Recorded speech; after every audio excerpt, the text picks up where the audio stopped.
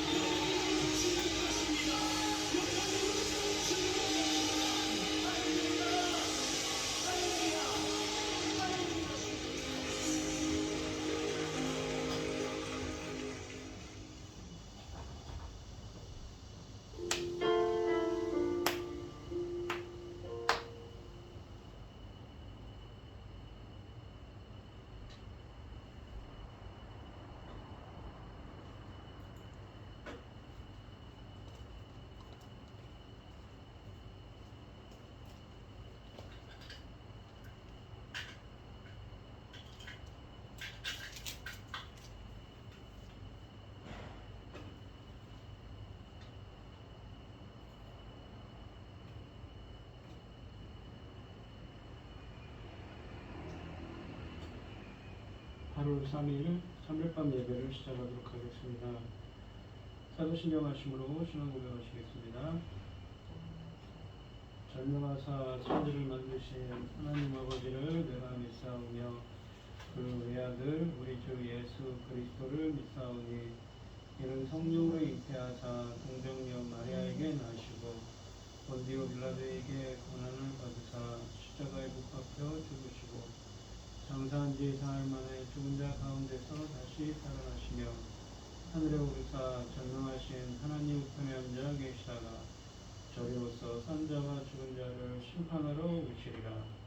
성령을 믿사오며 거룩한 공예와 성도가 서로 교통하는 것과 죄를 사하여 주시는 것과 몸이 다시 사는 것과 영원히 사는 것을 믿사옵나이다.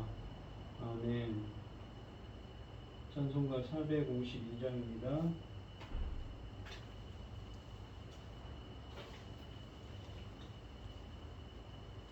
내 모든 손 기도의 제목 예수님 닮기 원함이라.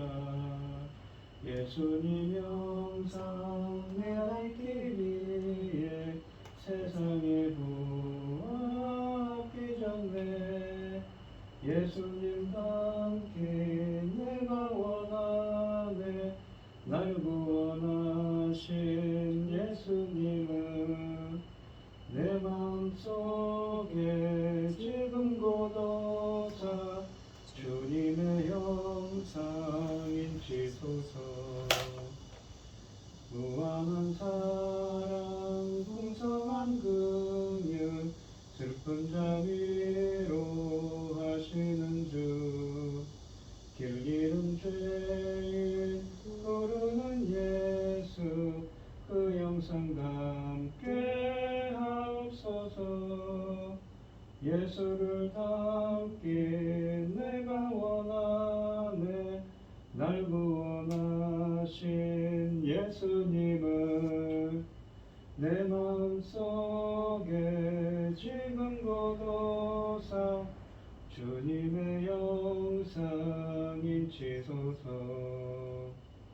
겸손한 예수 거룩한 주님 원수의 멸시 참으시사 우리를 위해 고난을 받은 구주를 담게 하옵소서. 예수를 닮기 내가 원하네. 날 구원하신 예수님은 내 마음속에 지금 고도사 주님의 영상인지소서. 아멘. 오늘 함께 하실 하나님의 말씀은 로마서 15장 1절로 13절 말씀입니다. 로마서 15장 1절로 13절입니다. 성경 교독을 하시고 고현희 집사님 기도해 주시겠습니다. 제가 먼저 읽겠습니다. 믿음이 강한 우리는 마땅히 믿음이 약한 자의 약점을 담당하고 자기를 기쁘게 하지 아니할 것이라.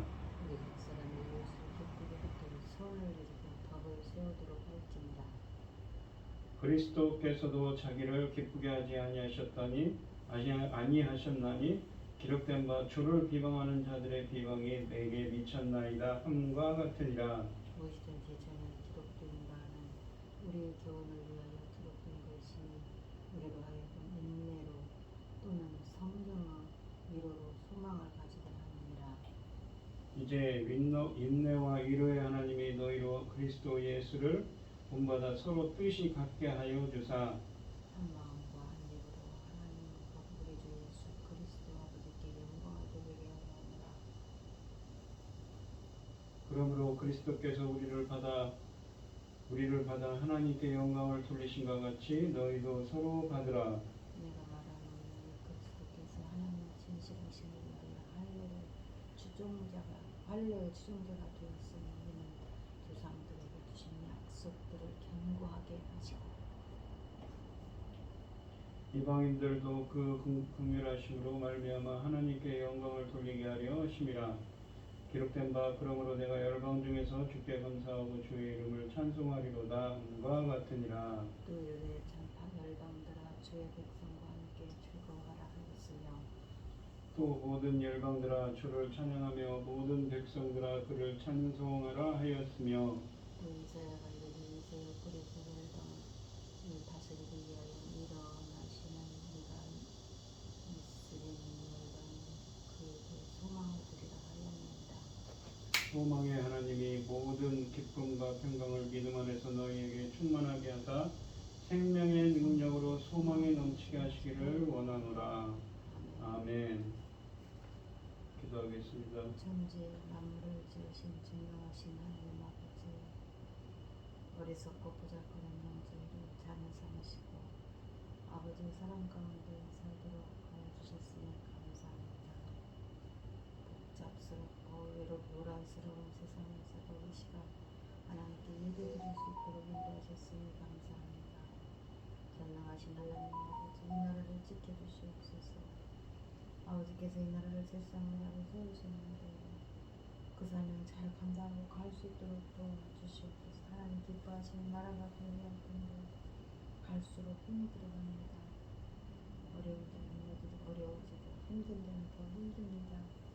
지도자는 백성들을 돌보지 않고 있습니다. 아버지 긍휼을 베풀어서 그들을 위로해 주시고 아버지 잘 견딜 수 있도록 도와주시옵소서.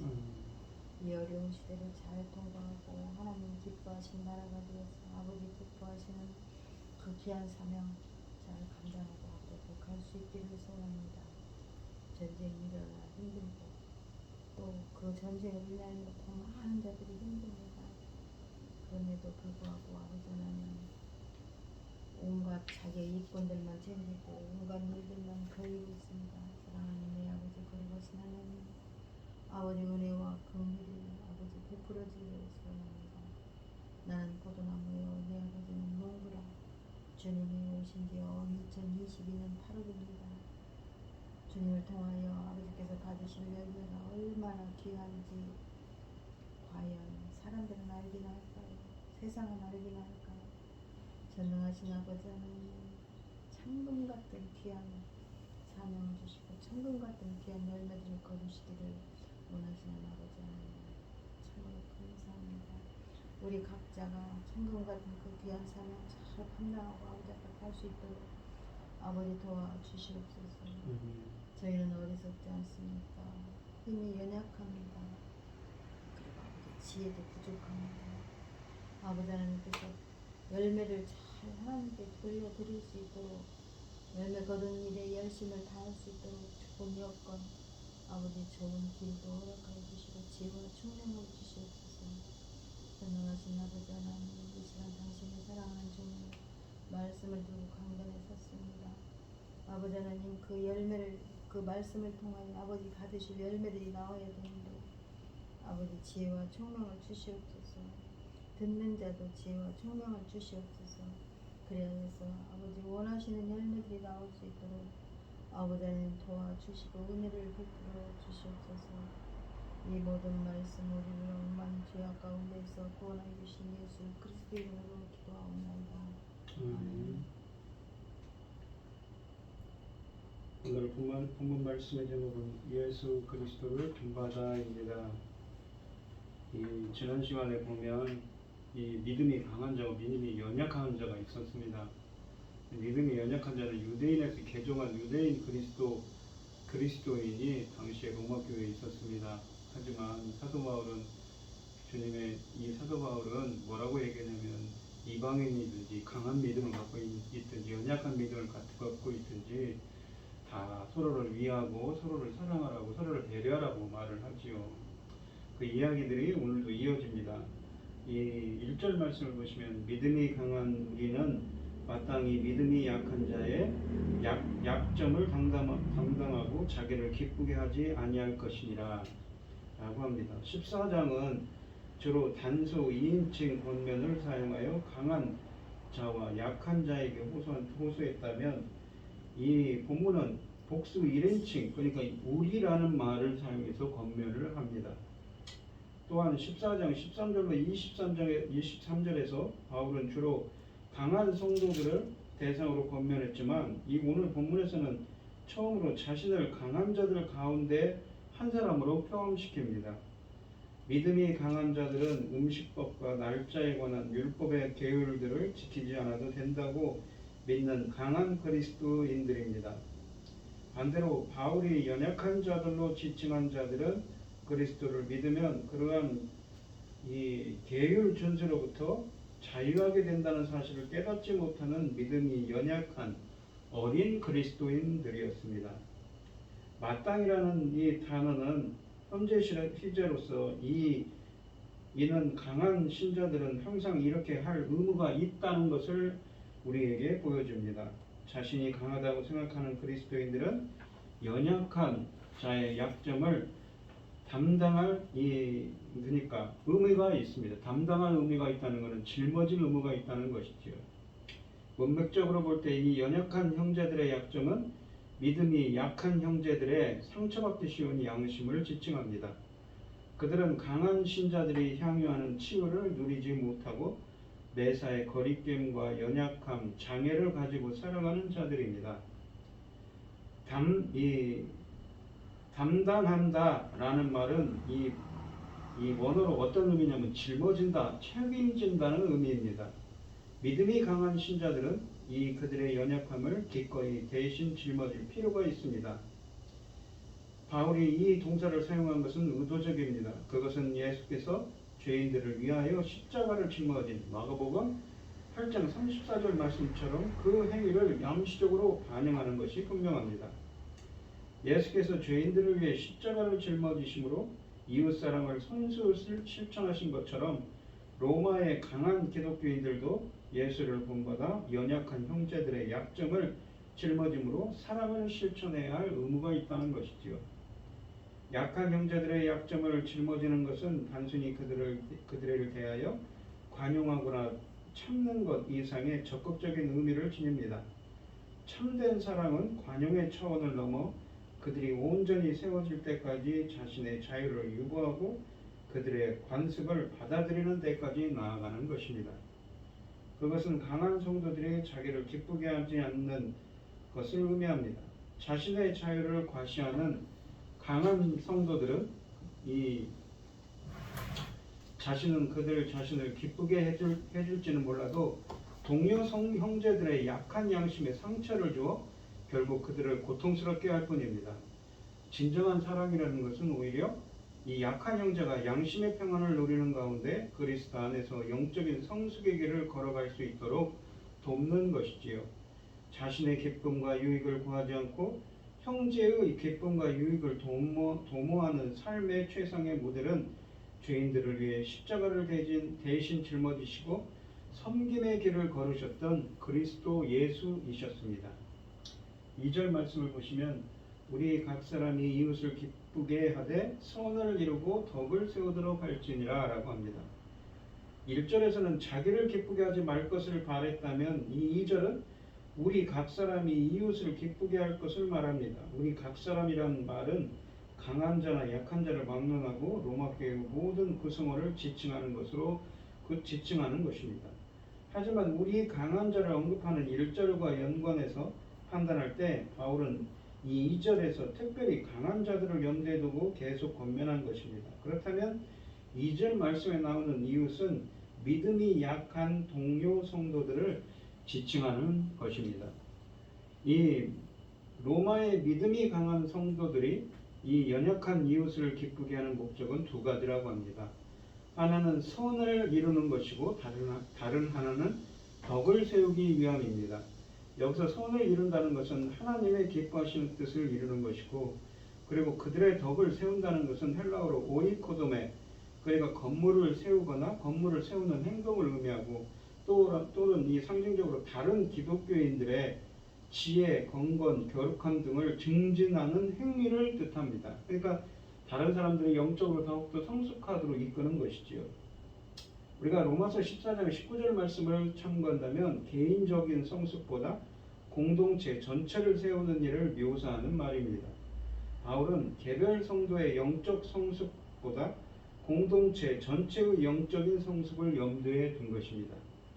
이 3절 말씀해 보시면 그리스도께서도 자기를 기쁘게 하지 아니하셨나니 기록된 바 주를 비방하는 자들의 비방이 내게 미쳤나이다 함과 같으니라.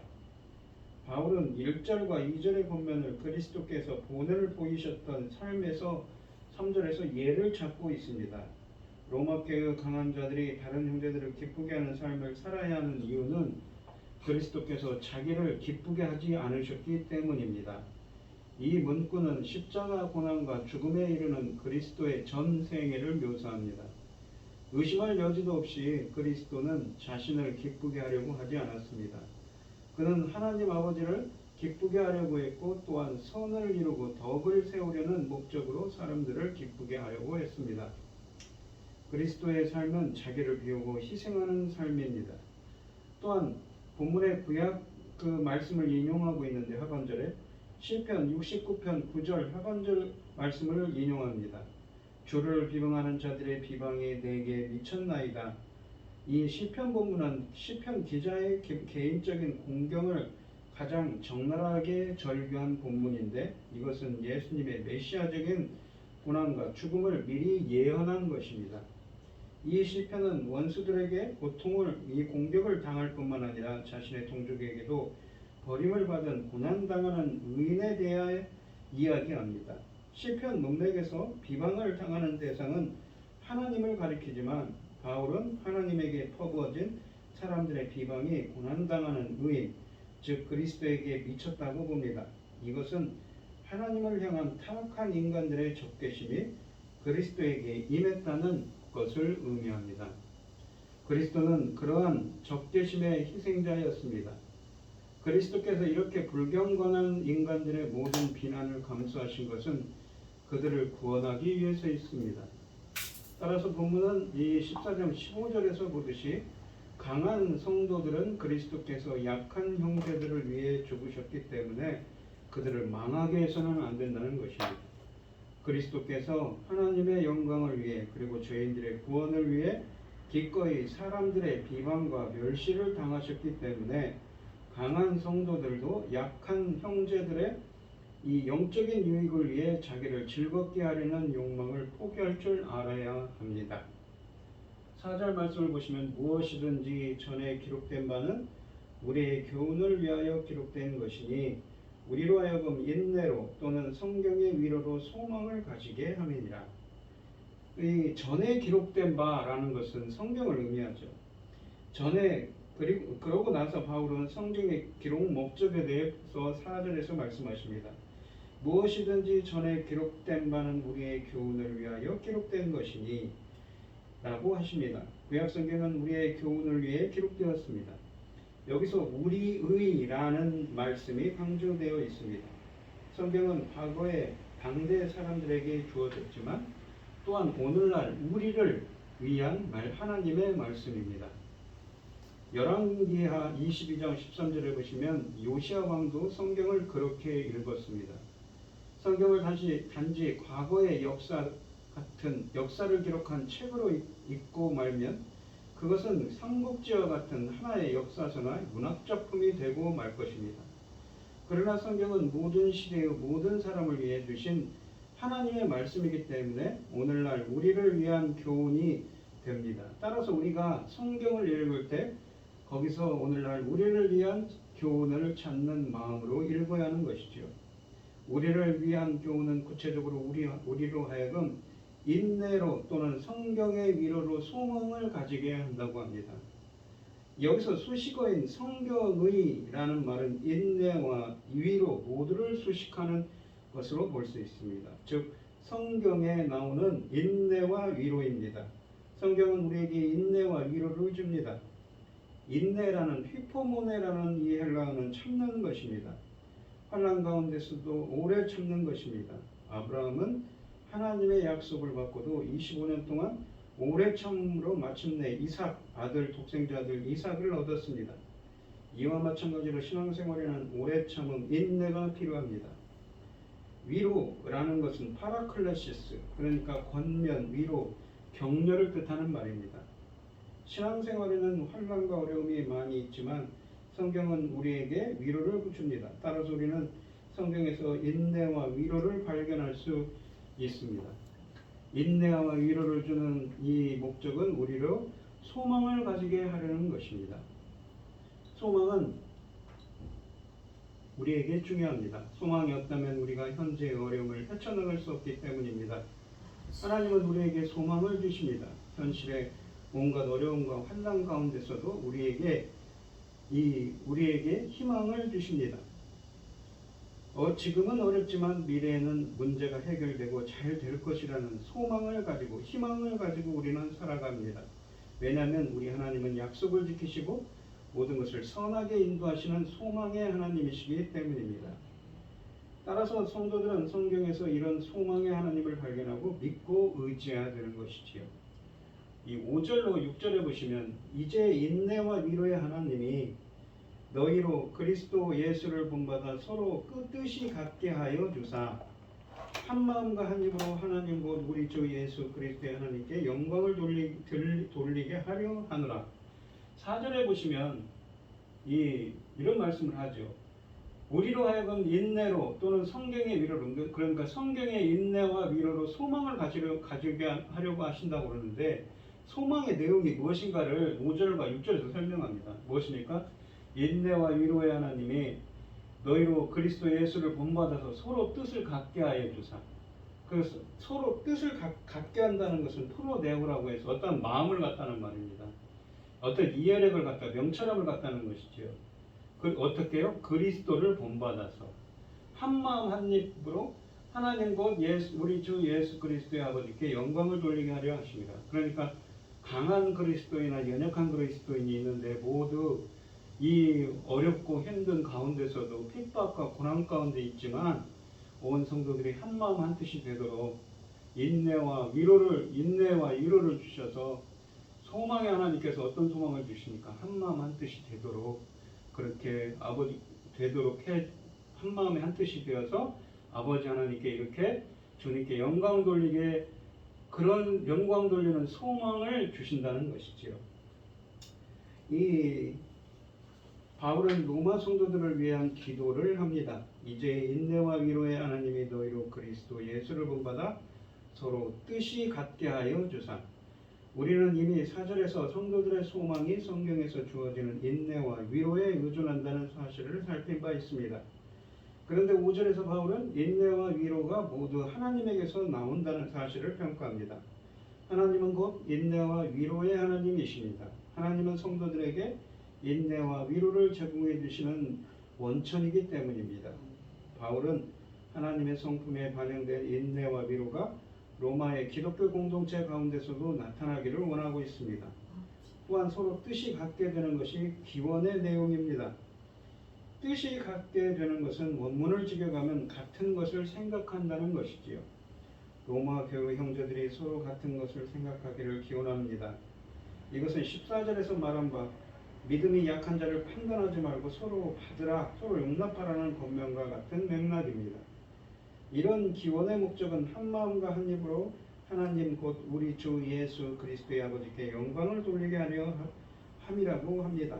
곧 다 함께 하나님 아버지께 영광을 돌리는 것이 바울의 기원에 소망하는 최종 목적입니다. 그러니까 아까도 말씀드렸듯이 바울이 기도하고 있는 이 하나됨은 계속해서 하나님과 예수 그리스도께 영광을 돌리는 마음과 입술의 하나됨이라는 것이지요. 이것이 우리 공동체와 각 신자의 궁극적인 목적이 되어야 됩니다. 아까도 설명드렸듯이 이 4절의 소망은 인내와 위로를 주시는 하나님이 역사해 주셔서 지금 비록 강한 성도와 연약한 성도 간에 서로 다툼과 어려움, 내부적인 또 외부적인 핍박과 고난이 있지만 예수 그리스도를 본받아 한 마음을 가지고 한 마음을 가지게 되고 한 입으로 주님께 영광을 돌리게 하는 그러한 소망인 것이지요. 바로 그것은 주님께서 주시는 소망인 것입니다. 7절 말씀을 보시면 그러므로 그리스도께서 우리를 받아 하나님께 영광을 돌리신과 같이 너희도 서로 받으라. 받아 그리고 받으라 라는 말은 이 프로스 람바라고 해서 용납하라 라는 말입니다. 이 본문을 시작하는 접속사 그러므로는 앞선 겉면 부분을 이제 그러니까 14장 1절부터 15장 6절 말씀을 결론지는 역할을 합니다. 바울은 교회 내에서 갈등하는 두 그룹들에게 서로 받으라, 서로 용납하라고 명령함으로써 자신의 겉면을 결정에 끌어들입니다. 그들은 서로 다른 생각과 의견을 가진 동료 형제들을 관용하는 데서 끝내지 말고 한 걸음 더 나아가 하나님의 동일한 자녀로서 서로를 적극 환영하고 품어야 한다는 것이죠. 용납해야 한다는 것입니다. 바울의 이러한 권면하는 목적은 강한 자나 약한 자를 막론하고 로마 교회의 구성원들은 그리스도께서 우리를 받으신 것처럼 서로를 용납해야 하는 것입니다. 강한 자들과 약한 자들 간에 존재하는 어떤 차이들도 그리스도께서 십자가 구속을 통해 그들을 자기 백성으로 받기로 결정한 사실을 무효화시킬 수는 없습니다. 바울은 7절 하반절에 목적 진술을 덧붙입니다. 하나님의 명광을 위하여, 달리 번역하면 그것은 하나님께서 영광을 받기 위하여를 뜻합니다. 문맥의 주된 초점은 상호간의 화목과 용납에 놓여 있을 뿐만 아니라 바울은 이미 6절에서 그들의 화목과 일치가 하나님께 영광을 돌린다고 강조한 바 있기 때문에 본문의 목적 진술은 문장 초대에 등장하는 서로 받으라, 서로 용납하라는 명령에 덧붙여진 문구로 간주되어야 합니다. 로마 교회의 모든 구성원들은 서로 용납하고 환영하는 삶을 나타내므로 하나님께서 영광을 받도록 해야 합니다. 8절 말씀을 보시면 내가 말하노니 그리스도께서 하나님의 진실하심을 위하여 할례의 추종자가 되었으니, 그리스도께서 할례의 추종자가 됐답니다. 이는 조상들에게 주신 약속들을 견고하게 하시고 라고 되어 있습니다. 여기 보시면 진실하심이라고 하는 알레세이아입니다. 우리가 요한복음 14장 6절에서 내가 곧 길이요 진리요 생명이니 나로 말미암지 않고는 아버지께 올 자가 없느니라 할 때 그 진리를 뜻하는 말이 알레세이아입니다. 그 진실하심. 그러니까 이 말은 언약의 신실하심을 뜻하는 말입니다. 또한 할례의 추종자라는 말은, 추종자라는 말은 디아코노스입니다. 이 섬기는 자라는 것이죠. 할례받는 사람들의 종이라는 뜻인데 예수님께서 할례받는 유대인으로 세상에 태어나셨음을 의미합니다. 바울은 8절로 9절에서 그리스도께서 어떻게 유대인과 이방인을 받아서 하나님께 영광을 돌리셨는지를 설명합니다. 바울이 7절에 근거하여 엄숙하게 선언하는 내용은 그리스도께서 하나님의 진실하심을 위하여 할례의 추종자가 되셨다는 것입니다. 할례는 여기서 유대인들을 지칭하며 9절에 나오는 이방인들과 대조를 이룹니다. 바울은 지금까지 음식법과 거룩한 날들을 삼가 지키는 유대인들의 특징에 초점을 주다가 그들의 종교적 신분을 나타내는 또 다른 특징인 할례에 주목하고 있습니다. 여기서 추종자, 디아코노스라는 말은 기본적으로 종을 뜻하고 보다 일반적으로는 일꾼, 사역자를 의미합니다. 바울은 여기서 예수께서 섬기는 종으로 오셨음을 강조합니다. 그리스도께서 할례의 추종자가 되셨다는 것은 메시아가 섬기는 자가 되어 유대인들을 위해 일하셨다는 것을 뜻합니다. 특별히 그의 사역의 우선적 대상은 유대인들입니다. 예수는 단순히 유대인들에게서 나온 추종자가 아니라 무엇보다도 우선적으로 유대인들을 위한 추종자가 되셨습니다. 따라서 예수 그리스도의 사역에서 유대인들이 구원사적 우선성을 갖고 있는 것이지요. 8절에 이 하나님의 진실하심, 알레세이아라는 말은 하나님의 언약적 성실성과 대동소이한 표현입니다. 또한 휘펠이라는 전치사구는 목적의 의미를 지닙니다. 그리스도께서 유대인들을 위한 추종자가 되신 것은 하나님의 진실하심을 위하여라는 것입니다. 즉 하나님께서 유대인들에게 주신 언약의 약속들에 대해 여전히 참되고 신실하시다는 것을 나타냅니다.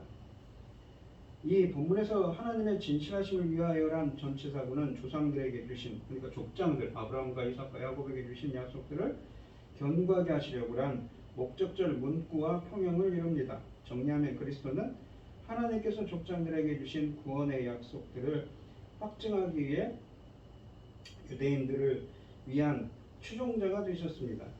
견고하게 하다라는 동사는 어떤 사람의 말을 확증하다는 뜻입니다. 조상들에게 주신 약속들을 언급할 때 바울은 아브라함, 이삭, 야곱에게 주신 약속들을 염두에 두고 있습니다.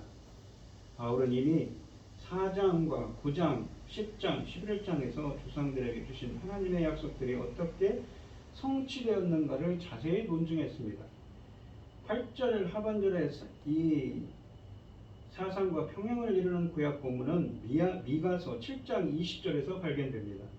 주께서 옛적에 우리 열조에게 맹세하신 대로 야곱에게 성실을 베푸시며 아브라함에게 인애를 더하시리라 라고 말씀하시지요.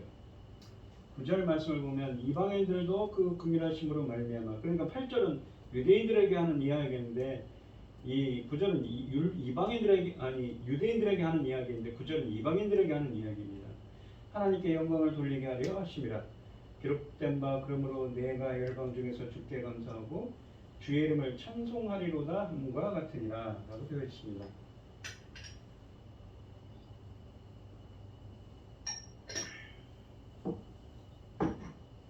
이 예수님께서 할례의 추종자가 되신 목적은 또한 이방인들도 그 긍휼하심으로 말미암아 하나님께 영광을 돌리게 하려 하심입니다. 여기서 이방인들은 히브리어로 고이 민족들이라고 하는 말씀과 마찬가지로 원래는 민족들이라는 뜻인데 이방인들이라는 의미로도 많이 쓰여지고 있습니다. 여기서는 8절과의 대비 관계를 고려할 때 유대인들이 아닌 자들 곧 이방인들을 가리킴이 분명합니다.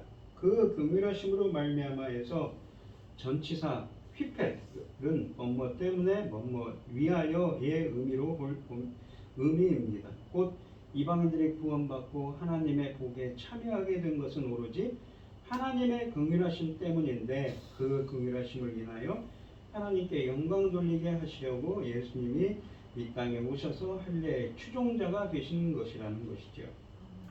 10절에 보시면 또 이르되 이 열방들아 주의 백성과 함께 즐거워라 했으며 또 이르되라고 합니다. 이 말은 무엇입니까? 성경 구절을 연거푸 인용할 때 사용되는 단어죠. 동사의 주어가 나타나 있지 않기 때문에 이것은 이 성경을 의미합니다. 성경에서 또 이르되라고 되어 있죠. 바울이 자신의 주장을 한층 더 뒷받침하기 위해 인용한 두 번째 구약 본문은 신명기 32장 43절입니다. 이 구절에서 모세는 이방인들에게 이스라엘의 구원으로 인해 즐거워라고 말합니다. 이스라엘의 대적들은 이스라엘을 거부한 가나안의 이방인들을 가리켜 하나님께서 그들에게 보응하실 것입니다. 신명기 본문은 이 본래 자기 백성 이스라엘을 향한 하나님의 언약적 신실성을 굳게 약속하는 문맥 속에 위치해 있지만 첫 번째 인용구에서처럼 여기서도 바울은 이방인들이 이스라엘과 함께 하나님의 구원 행위를 즐거워하는 것으로 이해하였습니다. 주의 백성과 함께란 표현은 우리가 맞소라 본문, 히브리어 원문에는 없지만 70인경, 그러니까 헬라어로 번역한 70인역 성경에는 포함되어 있습니다. 그것은 신명기 본문의 적대적인 의미를 이방인들에게 훨씬 우호적인 의미로 바꿔놓은 것이지요. 바울은 이 70인역 성경의 이러한 변화된 전망을 넘겨받아 믿는 이방인들이 이스라엘과 함께 하나님의 구원을 찬양하는 것이 하나님의 본래 목적에 속해 있다는 사실을 본문에서 강조하는 것이죠. 더욱이 그는 이방인들에게 이스라엘의 구원을 즐거워하라고 말할 뿐만 아니라 그들이 이스라엘의 구원에 참여하게 될 것을 즐거워하라고 말합니다. 문맥적으로 보면 그들이 이스라엘의 구원에 참여하게 된 것은 한 그리스도의 사역 가운데 나타난 하나님의 긍휼로 인해 가능해진 것입니다. 따라서 이방인과 유대인은 그들 모두를 구원하신 하나님을 함께 찬양해야 하는 것이지요. 11절에 보시면 또 모든 열방들아 주를 찬양하며 모든 열방 백성들아 주를 찬송하라 하였으며 라고 되어 있습니다. 바울은 자신의 주장을 뒷받침하기 위해 또 다른 인용구를 사용합니다. 시편 117편 1절 말씀을 인용하는데 시편 기자에게 이 하나님의 긍휼은 오직 우리 이스라엘 백성을 위한 것인 반면에 바울에게 있어서는 이것을 이 하나님의 긍휼은 이방인에게도 주어지는 것입니다. 그것을 70인역 이렇게 말씀하신 70인역 성경을 인용하는 것이지요. 이 히브리어 성경에서는 시편 117편에서 열방이 주를 찬양해야 하는 이유는 이스라엘을 향한 하나님의 영원한 사랑 때문이지만 로마서의 문맥에 따르면 이방인들은 그들을 향한 하나님의 긍휼로 인해 즐거워야 한다고 말씀하고 있는 것이지요. 모든 열방, 모든 백성들은 이방 나라의 사람들을 가리킨다면 우리는 이스라엘 백성들을 지칭합니다. 하지만 로마서에서는 모든 열방들이 이방 기독교인들을 가리키고 모든 백성들은 유대 기독교인들을 지칭하고 있습니다. 자, 12절 말씀을 보시면 또 이사야가 이르되 이새의 뿌리 곧 열방을 다스리기 위하여 일어나시는 이가 있으리니 열방이 그에게 소망을 두리라 했느니라. 바울은 이사야서 11장 10절에서 메시아 예언을 인용하고 있습니다. 이새의 뿌리라는 말은 다윗의 아비 이새의 가족에서 이새의 후손에서 난 상속자인 그리스도를 가리키는 표현입니다.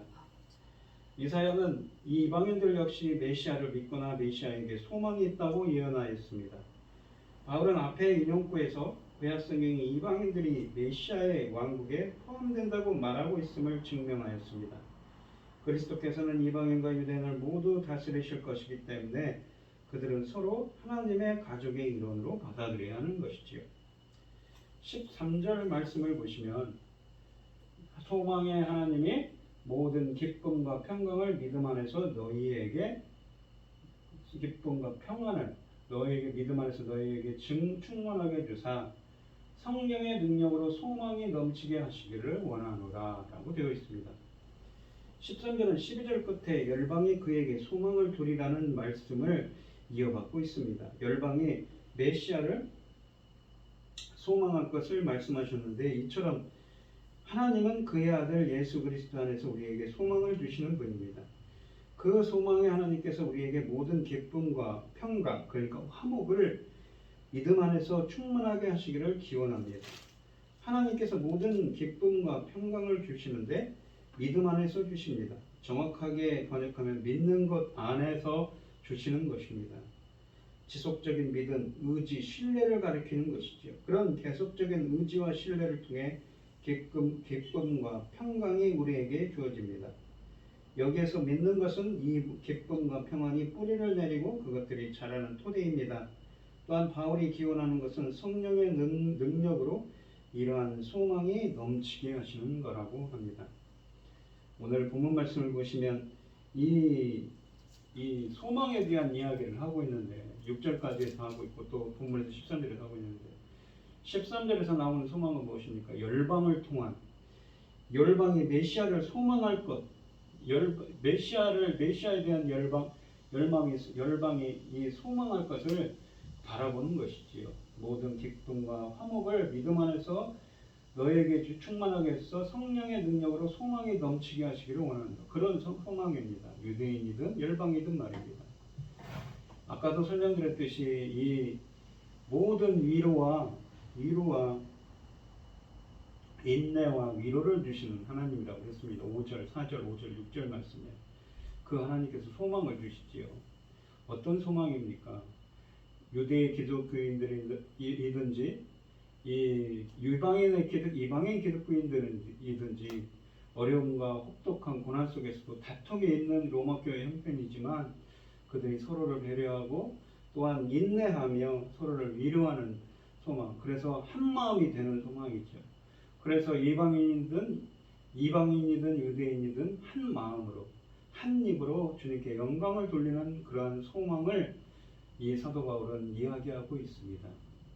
우리 성도님들도 이 소망, 비록 우리가 어떤 상황 가운데 있더라도 항상 소망을 잃지 않는, 항상 위로의 하나님이시고 인내하고 위로를 주시는 그 하나님의 능력을 항상 소망하며 주님께 한 마음이 되어서 한 입으로 주님께 영광 돌릴 수 있는 여러분들이 되시기를 축원드리겠습니다.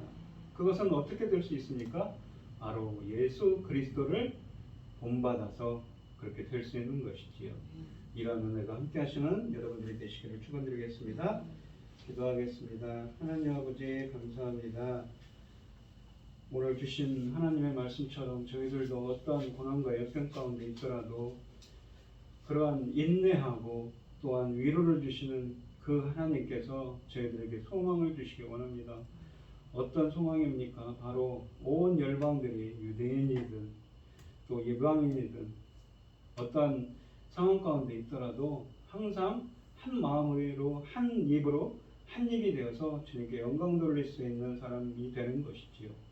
그러한 은혜가 될 수 있도록 저희들도 예수 그리스도를 본받아서 이러한 소망 가운데 거할 수 있는, 이러한 은혜 가운데 거할 수 있는 저희들이 되게 하여 주시옵소서. 이 모든 말씀 거룩하신 예수님 이름으로 기도합니다. 아멘. 찬송가 455장입니다. 3절로 4절만 하겠습니다. 가는 길 거칠고 험하여도 내 맘에 불평이 없어짐은 십자가 고난을 이겨내신 주님의 마음 본받음이라. 주님의 마음 본받아 살면서 그 거룩하심 나도 이루리. 주 예수 세상에 다시 오실 그날엔 무성도 변화하여 주님의 빛나는 그 영상을 다 함께 보며 주 찬양하리. 주님의 마음 본받아 살면서 그 거룩하심 나도 이루리. 아멘. 축도하심으로 오늘 예배를 마치도록 하겠습니다. 이제는 주 예수 그리스도의 은혜와 하나님의 극진하신 사랑과 성령의 교통하심이 예수 그리스도를 본받기를 소원하는 성도들 머리머리 위에 이제로부터 영원히 함께 있을지어다. 아멘.